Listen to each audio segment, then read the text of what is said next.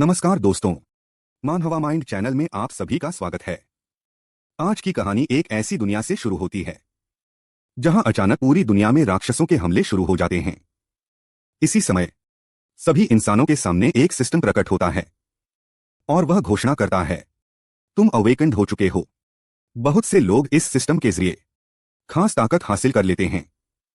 Awakened लोग guild और association में जाकर खुद को रजिस्टर करवाते हैं और फिर टावर पर चढ़ना शुरू करते हैं। इसी कहानी में हमें सोरा नाम का एक लड़का दिखाया जाता है।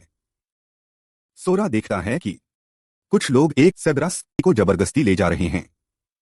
वह हालात को समझ जाता है और बिना किसी को बताए ऊपर की तरफ चला जाता है। उसी समय वैवय नाम की एक लड़की जान बचाकर भागती हुई दिखाई देती है। भागते हुए वह गिर जाती है और कुछ लोग उससे लेवल 60 का स्क्रॉल छीनना चाहते हैं। वह बचने के लिए एक खतरनाक कदम उठाती है। वह टेलीपोर्ट होती है और एक शक्तिशाली राक्षस को बुलाने की कोशिश करती है। आसमान से बिजली गिरती है और सामने आता है लेवल 3 सेरब्रस। सब लोग इसे देखकर हंसने लगते हैं। लेकिन तभी एक ऐसा दृश्य सामने आता है जिसकी किसी ने उम्मीद नहीं की होती। सेरब्रस के शरीर को बीच से फाड़ते हुए सोरा बाहर निकलता है और वह कहता है, आखिरकार मैं बाहर आ गया। वीडियो पसंद आया तो लाइक कर देना, चैनल सब्सक्राइब कर लेना और बेल आइकन दबा देना। ठीक है, शुरुआत करते हैं। सेरब्रस के अंदर से बाहर निकलते ही सोरा हल्की हंसी हंसता है। सोरा हंसते हुए कहता है, हाँ हाँ। उसकी हंसी सुनते ही बारबेरियन का शरीर जकड़ जाता है। वह डरते हुए सोचता है कि इस हंसी में अजीब सा दबाव है, इतना कि वह हिल भी नहीं पा रहा। वहीं पास खड़ी लड़की चौंक कर पूछती है, यह कौन है? सोरा चारों ओर देखता है और शांत आवाज में कहता है, हम। यह अर्थ है न? लड़की कुछ कहने ही वाली होती है। तभी सोरा धीरे से बोलता है, आखिरकार मैं आ ही गया।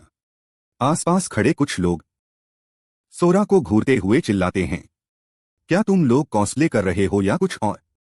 कोशु गिल्ड टाइगर की दहाड़ का मजाक मत उड़ाओ। वे लोग उस पर हमला करने की कोशिश करते हैं, लेकिन उनके हमले सोरा को छू तक नहीं पाते। यह देखकर बारबेरियन घबराकर बोलता है, यह तो एक राक्षस है। सोरा के मन में वही शब्द गूंजता है, राक्षस, एक राक्षस।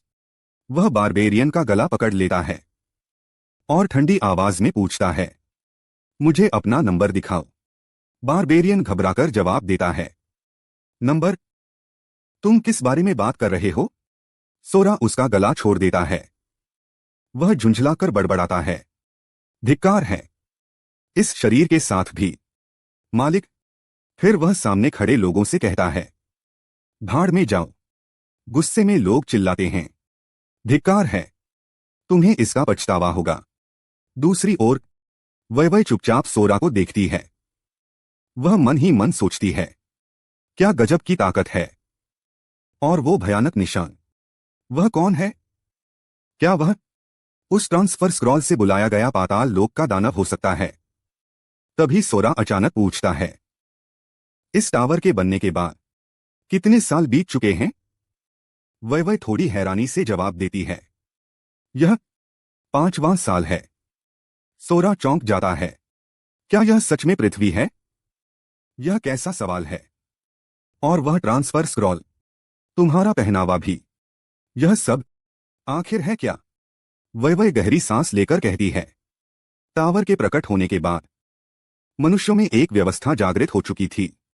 5 साल पहले जब से टावर इस दुनिया में प्रकट हुआ, तब से 1/3 शहर पूरी तरह तबाह हो चुके थे। यह सब सुनकर सोरा सोचता है, क्या जिन 5 सालों तक मैं उस अथाह अंधकार में फंसा रहा, उन 5 वर्षों में बाहर की दुनिया इतनी बदल गई। तभी एक सूचना आती है। सूचना, इस सिटी ने अभी अभी अपना 7वां बड़ा आक्रमण झेला है। मैं बाल बाल बच गया। यह सुनते ही सोरा चौंक जाता है। वह तुरंत कहता है, इस सिटी? मैं वहीं रहता था। इमाई शहर में इस समय क्या हो रहा है? वह जवाब देती है, वह जगह पहले ही खंडहर बन चुकी है, लेकिन वहां कुछ ताकतवर योद्धा भेजे गए थे। उन्हें उन राक्षसों का सामना कर पाना चाहिए। सोरा थोड़ी देर चुप रहता है, फिर पूछता है, मैं यहां से टोस शहर कैसे पहुंचूं? वह इशारा करते हुए कहती है, उस तरफ। उसी समय उसके चेहरे पर चिंता आ जाती है। वह कहती है, एक रहस्यमय आकृति प्रकट हुई है। मुझे लेडी ओनिसामा को तुरंत सूचित करना होगा। इसी दौरान भागते हुए कुछ लोग चिल्लाते हैं, वो कमीना। तभी अचानक एक और व्यक्ति सामने आता है। लोग घबराकर कहते हैं, आखिर ये कौन है? वह रहस्यमय आदमी शांत लेकिन भारी आवाज में बोलता है, मुझे आप लोगों के बीच उसकी मौजूदगी महसूस हो रही है। तुम्हारे पास 3 सेकंड हैं। मुझे बताओ, वो कहाँ है? सब लोग उसे देखकर हैरान रह जाते हैं। वह फिर बोलता है, तुम सब बकवास कर रहे हो। समय पूरा हुआ। आगे क्या हुआ यह किसी को बताने की जरूरत नहीं थी। दूसरी जगह tower frontline guild tigers roar मुख्यालय। एक लड़की रिपोर्ट देती है, मास्टर डोनोशिडा की पार्टी से जुड़े 4 जीवन संकेत गायब हो गए हैं। सोनोजाकी और स्क्रॉल का भी कोई पता नहीं चल पाया है। एक आवाज गुस्से में कहती है, बेकार कचरा। वह व्यक्ति है Mukai list, level 118 stone priest. वह ठंडे स्वर में बोलता है, तो जिन लोगों की तुमने सिफारिश की थी वे लेवल 10 के समनर को भी नहीं हरा पाए। वह आगे कहता है, उनके सिग्नल अचानक गायब हो गए। दूसरे शब्दों में उन्हें एक ही बार में मार दिया गया। वह आदेश देता है, पता लगाओ कि यह किसने किया। लड़की झुककर कहती है, जी श्रीमान। मुकाई लिस्ट फिर बोलता है, और चाहे कुछ भी हो जाए सोनोजाकी को पकड़ो और उससे उस व्यक्ति के बारे में सच्चाई उगलवाओ। लड़की जवाब देती है, जी श्रीमान। मुकाई लिस्ट की आवाज और सख्त हो जाती है, जो भी मेरे अधीनस्थों पर हाथ उठाएगा वो मरेगा। उसी पल किसी की परछाई उसके पास से चुपचाप गुजर जाती है।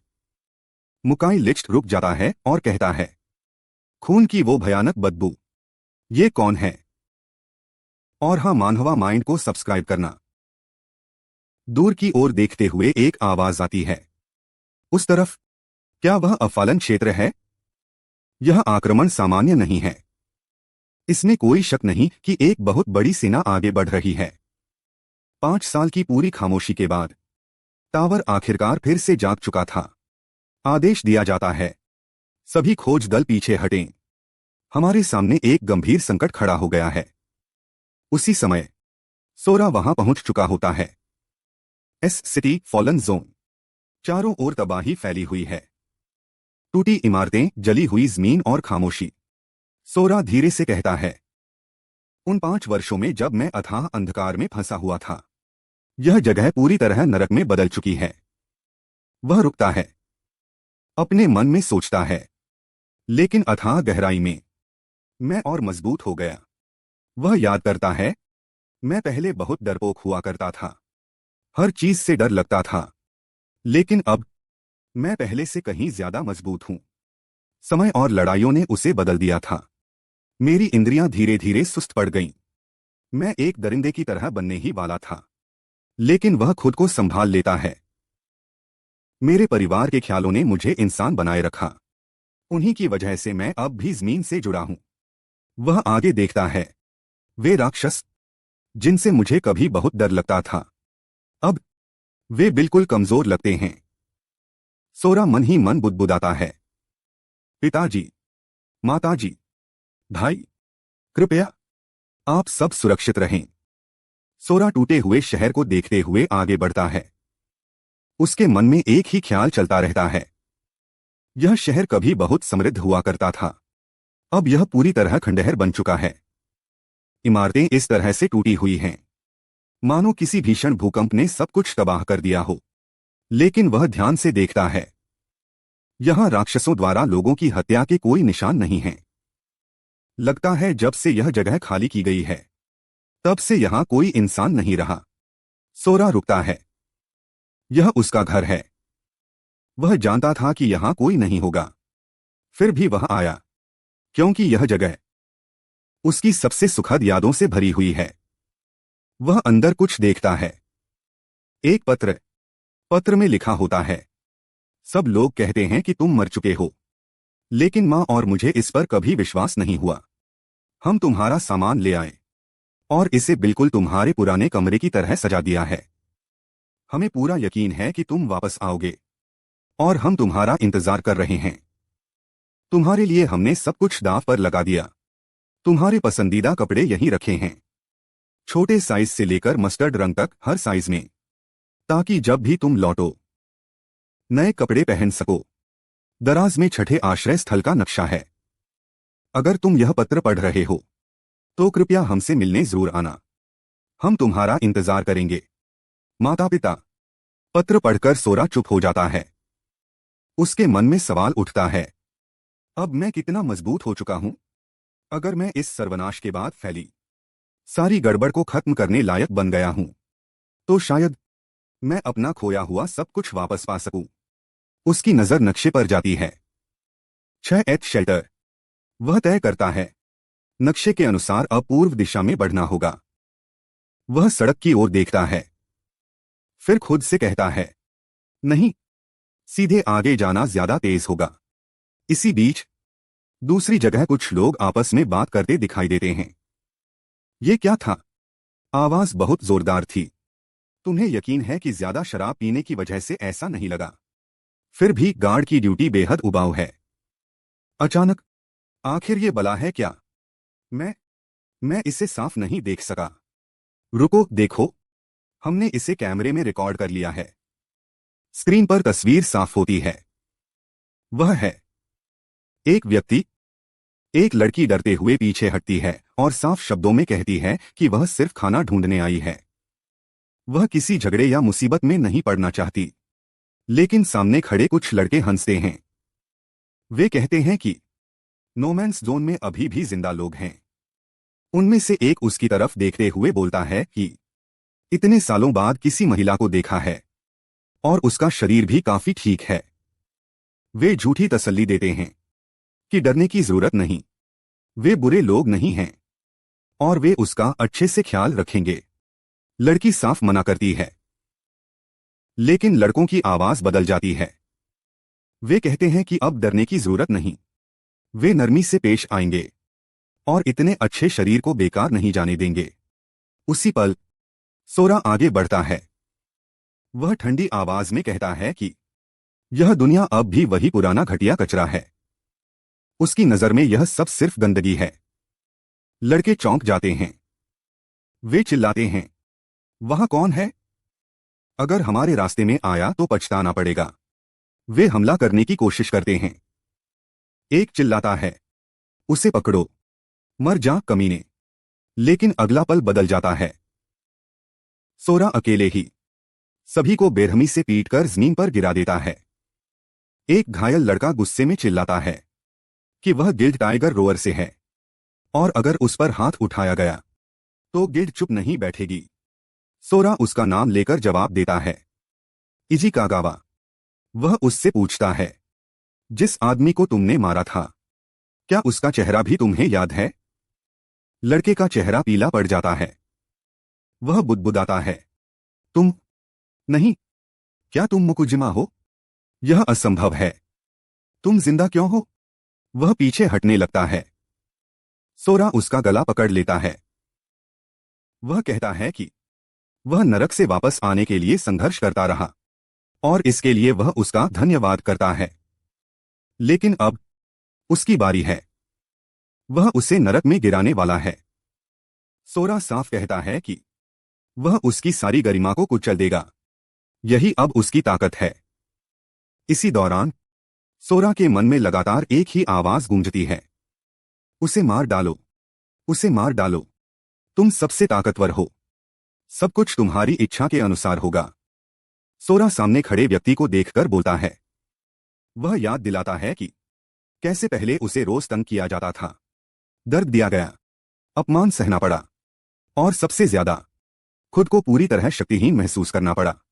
आज इसी जगह पर वह कहता है कि अब सब कुछ चुकता किया जाएगा। वह पूछता है, क्या तुम्हें लगता है कि मैं तुम्हें बेवजह परेशान कर रहा हूं? फिर खुद ही जवाब देता है, क्योंकि तुम्हारी इज्जत को रौंदने में उसे मजा आता है। अगले ही पल सोरा रुक जाता है। उसके मन में एक ख्याल आता है, यह सही नहीं है। वह खुद भी धीरे धीरे उसी तरह बनता जा रहा है जैसा वह इंसान था। लेकिन फिर वह सोचता है, अगर ऐसे नीच इंसान को यूं ही छोड़ दिया गया तो आगे और भी लोग शिकार बनेंगे। सोरा कागावा से सीधे बात करता है। वह कहता है कि तुमने मुझे मारने की कोशिश की थी, लेकिन मार नहीं पाए, इसलिए मैं भी तुम्हें नहीं मारूंगा। लेकिन मैं तुम्हें ऐसे जाने भी नहीं दे सकता। कागावा डरते हुए पूछता है, तुम क्या करने वाले हो? सोरा जवाब देता है। वह बताता है कि उसे स्कूल में पूरे 2 साल तक तंग किया गया था। कमजोरों को डराने के लिए एक मुक्का, उसे ट्रक से धक्का देकर मारने की कोशिश करने के लिए 2 मुक्के। अब नियम साफ है, अगर तुम 4 मुक्के सहन कर पाए तो हिसाब बराबर। कागावा घबरा जाता है। वह मान लेता है कि वह गलत था, यह उसकी गलती थी। वह गिड़गिड़ाता है, मुझे माफ कर दो, अगर तुमने एक भी मुक्का मारा तो मैं मर जाऊंगा। सोरा शांत आवाज में कहता है, चिंता मत करो, मैं नरमी बरतूंगा। पहला मुक्का पड़ता है, फिर दूसरा, फिर तीसरा। सोरा उसे उठने को कहता है। कागावा टूट चुका है। वह कहता है, बस मुझे मार डालो। सोरा मना कर देता है। वह कहता है कि अंग कटे हुए, दोनों आंखों से अंधा, यही सजा ठीक होगी। वह दूसरों को आदेश देता है, इसे अस्पताल ले जाओ। वे तुरंत हाँ कहते हैं। सोरा आखिरी चेतावनी देता है, फिर कभी मेरे सामने मत आना। इसके बाद सोरा बिना पीछे देखे वहां से चला जाता है। एक दूसरी जगह पर शिफ्ट होती है। City S buffer zone. यह इलाका मुख्य शहर और खतरनाक क्षेत्र के बीच की सुरक्षा लाइन है। यहां सैनिक तैनात हैं, लेकिन माहौल पूरी तरह शांत नहीं है। कुछ सैनिक आपस में बात कर रहे हैं। एक सैनिक कहता है कि काश उसे भी दीवार की सुरक्षा में तैनात किया गया होता, कम से कम वहां राक्षसों की चिंता इतनी नहीं रहती। दूसरा सैनिक उसका मजाक उड़ाता है। वह कहता है कि इतना डरपोक मत बनो, अगर कोई राक्षस आ गया और तुम डर के मारे गिर पड़े तो क्या होगा? वे हंसते हैं। तभी कमांडर की आवाज आती है, कागेउरा तंजी, सेकंड लेफ्टिनेंट, लेवल 31 कमांडर। वह सबको चेतावनी देता है, सभी सतर्क रहें, किसी भी समय कोई राक्षस आ सकता है। Matsuura Shoki, private first class, level 22 warrior, कहता है कि यह एक बफर जोन है। एरिया एक्स के राक्षस यहां बहुत कम आते हैं। अगर सतर्क रहें तो सब ठीक रहेगा। उसी पल एक जोर की आवाज आती है। किसी के मुंह से निकलता है, यह एक राक्षस है। सामने प्रकट होता है क्रैकन स्पॉन, लेवल 45, एक विशाल क्रस्टेशियन मॉन्स्टर। कमांडर तुरंत आदेश देता है, घबराओ मत, अपनी फॉर्मेशन बनाए रखो। फायर करने का आदेश दिया जाता है। गोलियां चलती हैं, लेकिन राक्षस पर कोई असर नहीं होता। सैनिक घबरा जाते हैं। वे चिल्लाते हैं कि इसका लेवल बहुत ज्यादा है, हमारे हथियार काम नहीं कर रहे। राक्षस आगे बढ़ने लगता है। कमांड आता है, पीछे हटो, इधर उधर फैल जाओ। कुछ सैनिक गुस्से में चिल्लाते हैं। कोई उसे गालियां देता है, कोई कहता है कि मैं इसे हरा दूंगा। सभी मिलकर कवर फायर देते हैं। लेकिन तभी राक्षस अचानक रुक जाता है। सैनिक हैरान हो जाते हैं। वे कहते हैं, हमले रुक गए, यह क्या है? फिर कोई ध्यान देता है, यह डर रहा है। उन्हें समझ नहीं आता कि इतना बड़ा राक्षस किस बात से डर रहा है। कमांडर कहता है, जो भी हो, अब यही मौका है। फिर से हमला किया जाता है। जोरदार धमाका होता है। कुछ पल के लिए लगता है कि शायद राक्षस मर गया, लेकिन अगले ही पल वह और ज्यादा गुस्से में आ जाता है। सैनिक चौंक जाते हैं। वे कहते हैं, यह तो बिल्कुल सुरक्षित है, ऐसा हो ही नहीं सकता। उसी समय एक परछाई तेजी से आगे बढ़ती है। वह है सोरा। वह बिना रुके सीधे राक्षस के पास पहुंचता है और एक ही वार में उसे मार देता है। सब कुछ अचानक शांत हो जाता है। सैनिक स्तब्ध रह जाते हैं। उनमें से कोई धीरे से कहता है, क्या यह इसी लड़के से डर रहा था? वो लड़का? राक्षस के गिरते ही पूरा इलाका शांत हो जाता है। सैनिक अभी भी समझ नहीं पा रहे कि उन्होंने क्या देखा। कमांड संभाल रहे कैप्टन धीरे धीरे बोलते हैं। वह कहता है कि वह राक्षस उस जोरदार विस्फोट से बिना किसी खरोंच के बाहर निकल आया था और फिर उस आदमी ने उसे सिर्फ एक ही बार में खत्म कर दिया। कैप्टन समझ जाता है कि इस तरह की ताकत एस क्लास विनाशकारी शक्ति के बराबर है। ऐसी शक्ति बहुत कम लोगों के पास होती है। लेकिन समस्या यह है कि उसने ऐसा आदमी पहले कभी नहीं देखा। कैप्टन तय करता है, चाहे कुछ भी हो जाए, वह पता लगाएगा कि वह आदमी आखिर है कौन। वह तुरंत अपनी खास क्षमता इस्तेमाल करता है, स्पेशल स्किल रिकोनेस एडवांस्ड। इस स्किल से लक्ष्य की जानकारी देखी जा सकती है। लेवल जितना पास होता है, जानकारी उतनी साफ दिखती है। लेकिन जैसे ही वह सोरा की स्थिति देखने की कोशिश करता है, अचानक सिस्टम चेतावनी देता है। चेतावनी सम्मान प्रदर्शित करें, जानकारी उपलब्ध नहीं है। कैप्टन चौंक जाता है। उसे सोरा की कोई भी जानकारी दिखाई नहीं देती। अगले ही पल कैप्टन लड़खड़ाने लगता है और बेहोश हो जाता है।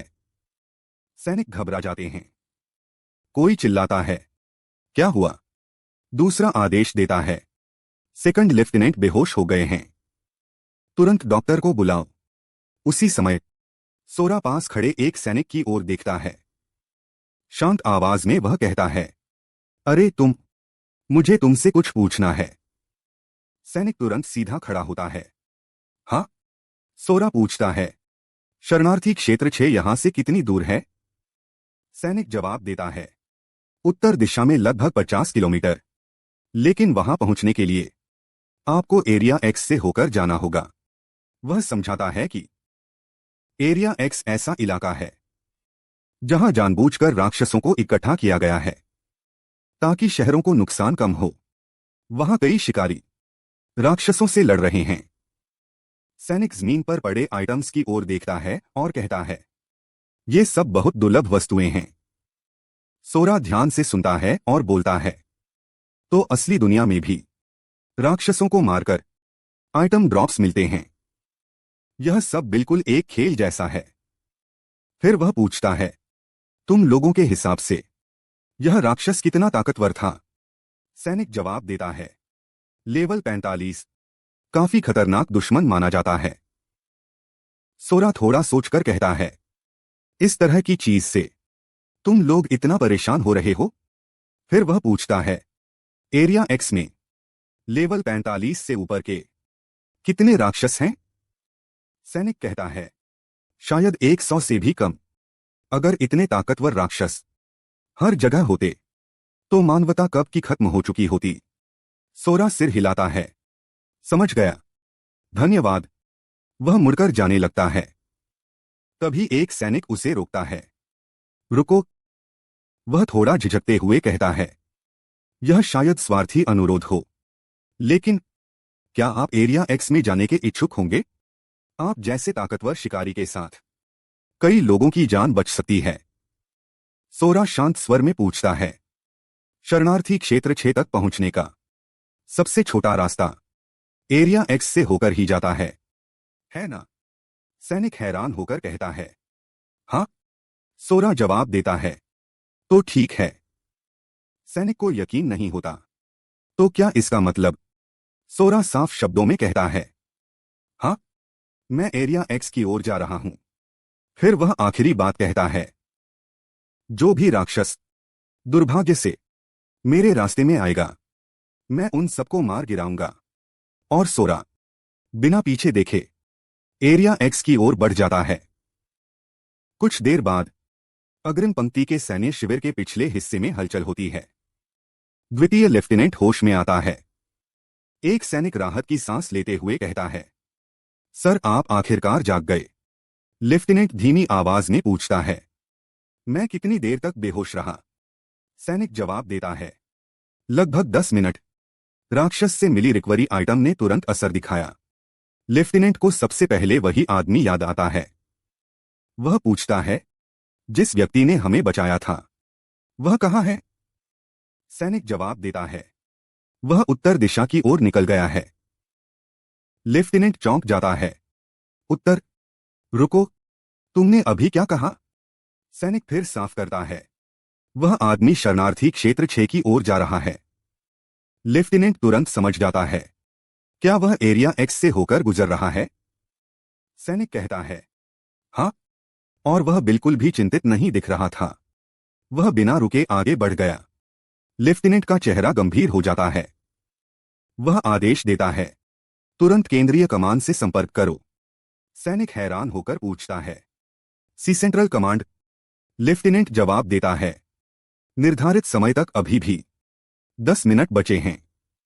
अगर सब कुछ योजना के अनुसार हुआ तो बस उसे वहां पहुंचने से पहले चेतावनी मिल जानी चाहिए। सैनिक कहता है, मैंने आपातकालीन रेडियो से संपर्क कर लिया है, लेकिन हम केंद्रीय कमान से क्यों संपर्क कर रहे हैं? लेफ्टिनेंट गंभीर स्वर में समझाता है, यह मिशन बाकी अभियानों से अलग है। यह जानकारी गोपनीय है, इसलिए तुम्हें पहले नहीं बताई गई। वह आगे कहता है, एरिया एक्स, वह केवल राक्षसों को रोकने का इलाका नहीं है, वह बमबारी क्षेत्र है। उसी समय कहीं और एक महिला अधिकारी बोलती है, क्षेत्र B22 से आपातकालीन संचार। केंद्रीय कमान में मौजूद व्यक्ति आदेश देता है, कुंगया रेंजी, central commander level 58 flame magician. वह कहता है, इसे ठीक करो। महिला अधिकारी जवाब देती है, जी श्रीमान। तुरंत रिपोर्ट ट्रांसफर होती है। लेफ्टिनेंट बोलता है, संचार कोड BW3422। लेफ्टिनेंट कागेवरा की रिपोर्ट। वह जानकारी देता है, एक रहस्यमय शिकारी अभी अभी बमबारी क्षेत्र की ओर बढ़ रहा है। उसे इस ऑपरेशन की कोई जानकारी नहीं है। कमांडर ठंडे स्वर में पूछता है, तो क्या तुम सिर्फ अपनी असफलता की रिपोर्ट दे रहे हो? लेफ्टिनेंट तुरंत जवाब देता है, नहीं सर। उसका स्वर स्थिर रहता है। मुझे लगा कि हमें आपातकालीन प्रसारण के जरिए उसे चेतावनी देनी चाहिए। जल्द ही वहां बम विस्फोट होने वाला है। कमांडर कुछ पल चुप रहता है। लेफ्टिनेंट कागेरा, तुम? लेकिन लेफ्टिनेंट बीच में ही बोल पड़ता है। वह कहता है, वह आदमी मजबूत है, हम उसे इस तरह बिना बताए मरने नहीं दे सकते। तो दोस्तों, आज का मानहवा यही खत्म होता है।